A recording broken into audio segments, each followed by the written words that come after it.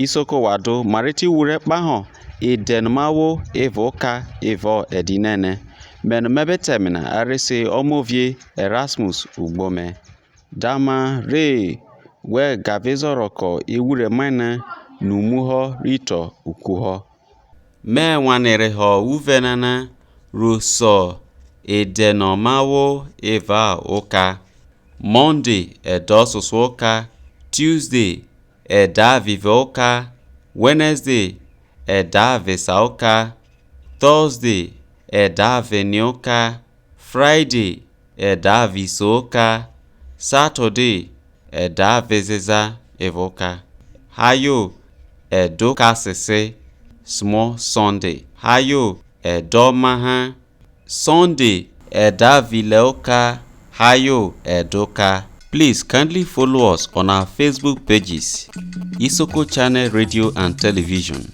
and Isoko Channel TV. Kindly subscribe to our YouTube channel, Isoko Channel TV, so that you can get access to all our lecture series. I remain your presenter, Erasmus Ugbome. Wawu Isoko, walelomai evao, evario emeta maina evao i Facebook evao Isoko Channel Radio and Television avo Isoko Channel TV evao YouTube lelomai subscribe evao Isoko Channel TV re waribobino mafiho were rerie. If you have advice or any comment, kindly email us at isokochaneltv@gmail.com or call our telephone number at 090-211-46595.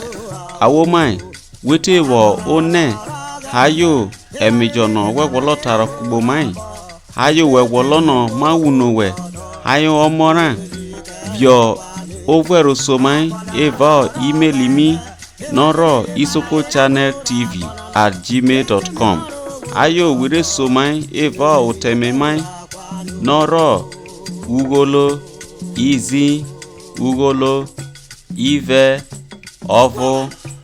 ovo ene ezeza iso izi iso 090-211-46595.